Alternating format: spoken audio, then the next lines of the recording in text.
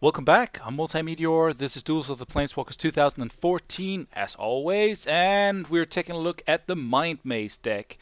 Um, First of all, I've been considering whether or not I should keep making these early build videos without without the promo cards, but that makes no sense because that kind of dates them very, very quickly. So as you can see, I've unlocked the 5 promo cards that's been released so far. I've just checked the official Wizards community forums, and so far there hasn't been any other cards released. So I think we're still at 35 cards in total for all these decks. And I decided that I might as well just check out which cards would I actually add from that from that bunch. Um, right now my deck is built as if none of these cards had been unlocked. But let's take a look at it in a second. Actually, let's take a look at. Well, actually, let's first take a look at the deck that I had originally made or built. I've included 3 Phantasmal Bears, and if there were more bears to run, I would probably run all of them. I don't run the Jace's Phantasm as it doesn't do enough for me, and I don't. I mean, there's really only few ways to put cards in your opponent's graveyards, so why why waste a card spot on a 1/1 flyer that's probably not going to get bigger when you have these perfect Phantasmal Bears. I might end up changing my mind here because it is still an illusion, but I just like the fact that that the other cards that you have does a little bit more for you in this deck. I might end up, I might end up doing something different once I've gone through it because I actually haven't really spent a lot of time with Mind Maze. I've been a little bit, it's been a little bit off-putting to me that everybody plays or everybody who is going try hard either plays Avacyn's Glory or Mind Maze, and so I'm kind of rebellious like that. I've just gone back to play some of the other decks, which I find to be more fun. All right, so 3 Phantasmal Bears, 2 Veil Sentry. I don't know if it's too slow. I just find that it kind of messes up my opponent's strategy, so I kind of like it. Plus, you can copy it if you want. Like you can use Phantasma Image on it, and you have another one, which kind of further messes up your opponent's strategy. So I like that, and in that you have 5/1 drops. Then I run all the unsummons because I like that flexibility. It really screws up my opponent's plans. It screws up his removal a little bit. Of course, it also messes up with illusions such as the Phantasmal Bear, but it's not what it's for really when you're saving your own creatures. And it's not for the Phantasmal Image either, which is such a great card. It is for example, Lord of Illusions. No, sorry, Lord of the Unreal. Anyways, I'm running. I think all the Phantasmal Images, because that gives you the option to play more reactively, in a sense that your opponent drops his bombs. Well, you have you have a single one of those bombs as well. Plus, it's an illusion, and it kind of helps you out. Or you could do the very, very cheap thing: drop a Lord of the Unreal, dropped a Phantasmal Image, and copy the Lord of the Unreal, and suddenly you have a buffed a buffed Lord of the Unreal with hexproof, and that's very, very difficult to deal with. So yeah, very, very cheap combo right there. So I run the Krovikan Mist. I do believe there's only one in the deck, so I only run one. Let's see. Yeah, I run one counterspell. I run a couple of Phantom Warriors. There, you could argue that I could take out one or both and put in the either figments instead. But I mean, I don't know. I don't want to. I don't want to keep this guy in hand, knowing I could drop him and then have to wait until turn 5 to play him just to get a 3/3. I like that Phantasmal or Phantom Warrior is just a creature that you drop and you know what it does, and it starts getting in there on turn 4 rather than on turn 6 as a 3/3. So of course you could bounce him, but that's wasting a an unsummon in my opinion. I mean, like there are definitely you could play him, but he's not that great. Um, 3 illusionary servants just because it's big. 3/4 is difficult to get rid of. Of course, it's not that difficult in terms of if you have spells or abilities that target it, but it is difficult to get rid of in terms of if you're just trying to kill it with creatures, with flyers. You need a guy that's a 4 in the front to kill it. So it is a little bit difficult, a little bit of a nuisance, and it only costs 3. So I like it. I like it. Definitely run all 3. Here we have another card that I don't only I'm not only liking it, I love it. It's just such a fantastic card. Halcyon Glaze. Pretty much lost me my chance at the first tournament I put together with the Cockatrice and with a Return to Ravnica theme, or sorry, a Ravnica theme, because my opponent who knocked me out, or who knocked me to the losers bracket in turn 1, or sorry, in round 1, had a pretty solid Halcyon Glaze evasion creature combo that just messed up every bit of strategy that I had. But very, very cool card. I run both of them because even though they're enchantments, and even though they probably won't help you out in on the first turn, you have it down. You know, they're valid creatures. They're good enchantments on their own once you have them down, because once you start popping in those creatures, and I run 20, your opponent is gonna have a lot of trouble getting rid of this guy and dealing with it all in all. Then we have a couple of Claustrophobia. I can't recall if there are any more in the deck. Yeah, there's another one. It's decent removal. It's not the best. Sometimes they have creatures that does stuff even while just being on, like they have passive abilities, and Claustrophobia doesn't deal with that, but it does. It is a nice way of taking care of some things. For example, I believe a pacifism will not hinder a creature from using its tapping ability, but a Claustrophobia will. So that's pretty cool. And we have a couple of cancels because they're awesome. That's just how that goes. Then we have a, I mean, counterspell is better, but cancel is awesome. And I've always liked countering people's spells because it messes up their plans. Couple of divinations just in order to get where you want to go. I might end up taking some of those out. This might be the first early build video where I actually do some adjustments mid-video.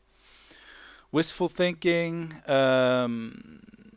Yeah, you could definitely tell that I haven't played a lot with this deck because I think I might end up taking that out.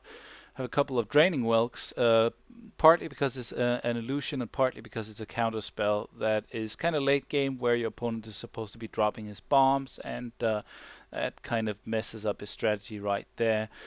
Then you have a Royal Elemental, which is it's an elemental, but it's just too good not to include, in my opinion. So I'm keeping that as well. Another reason that I chose to do the early build for Mind Maze this week was that I'm facing I'm not facing. I'm almost certainly facing Mind Maze during Top Tier Tactics new tournament. So I'm thinking I should prepare for it. So I played a lot of matches against or just against the AI to begin with what's it called, with Masks of the Dimir, which I've signed up with because Dimir is my favorite guild in Ravnica, and I've just loved the whole mechanic behind Dimir when it's executed well. And I had a rough couple of games, and then I started winning everything against the AI. But that's the AI, and then I started playing against the revenge campaign because it's a little bullshitty, it's a little cheaty, and I pretty much also won those games. So I'm, it's time to also check out the other side, and I think I'm going to back to test Master of the Demir online just against any kind of deck and any kind of opponent because I kind of want to get my strategies and the tempo of that deck down. Um, it definitely have some weaknesses that are difficult to work around. But anyways, I'm not here to talk about Masks of the Demir right now. I'm thinking maybe I should put in Chronozoa, which I believe is nope, it's not one of the unlock cards for the promo cards, but it will be in there. Let me just read you the list here. The first card that is unlocked is Sphinx of Magosi, and it's not getting in there, I believe. It's definitely a decent card, but it doesn't do anything for the main theme aside from draw you a card and give you a big fat guy. Then you have a counter spell, and I cannot for the life of me see why I wouldn't run. Where is it? Right there. Why I wouldn't run that instead of one of the cancels. That would be idiotic. Then we have a Mirror Mad Phantasm, which I believe is a little expensive as well. 5 cost at least. And it's a spirit to begin with. And yeah, I don't think so. I don't care. This is it goes for something that my deck is not trying to go for. Mind Control, on the other hand, is something that I might want to put in there. Yeah, I'm thinking maybe take this out because I mean I can definitely see why I would run it to mess up my opponent's strategies. Um, but if you're going for aggro, then this is not the card. Think I might also include some Frost Breath, to be honest. Mind Control, just because it's good during at the late game here. All right, so then you have a Force of Will, and I believe I might also include that.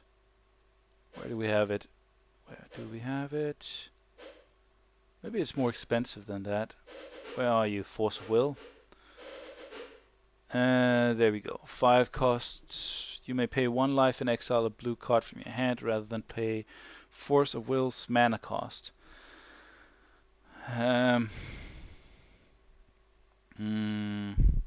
They never see it coming, that's for sure. That is for sure. I'm gonna hold off on that.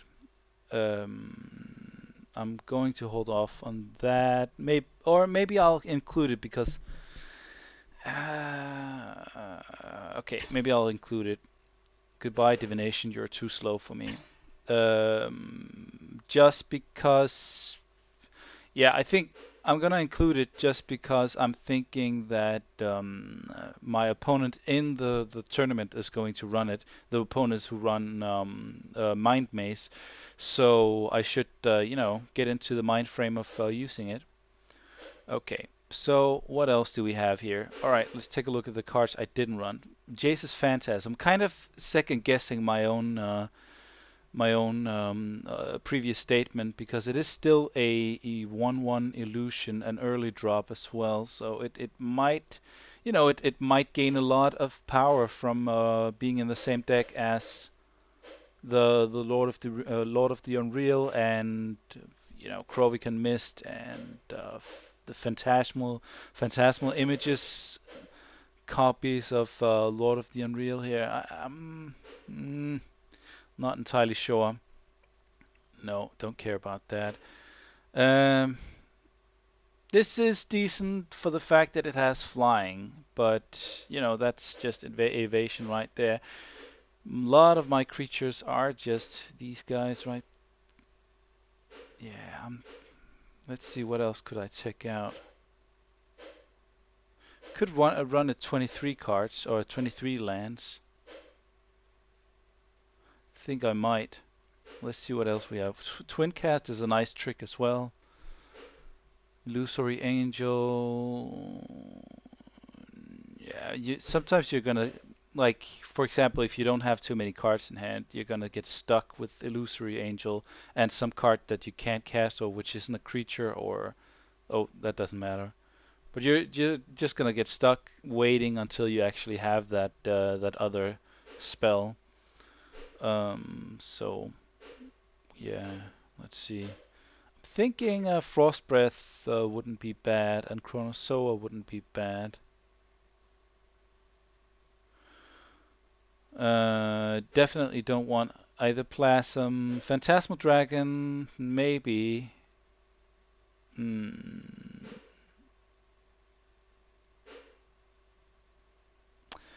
Jesus Mindseeker and Omniscience is a little expensive for what I want to go for in this deck. Actually, I'm kind of happy with what I have going right now. I really feel like I should run a single Frost Breath or something. Fuck it, no Force of Will. Let's run a Frost Breath because that messes with the stalemate. I could run the second one and just take out another land. I think I'm gonna do that. And you don't need that many lands when your most expensive card is a 6-drop. You have one of them. Well, you have 3 of them to be honest. But yeah, I mean, you have a lot of early drops. Most of your cards are early drops. You can see like 20 or 33 of my spells are 1, 2, or 3 drops, and the rest are 4 drops. Or sorry, 5 or 6 drops. So I don't think I'll have any problem hitting that land drop 6 if it comes to that. All right, let's check it out.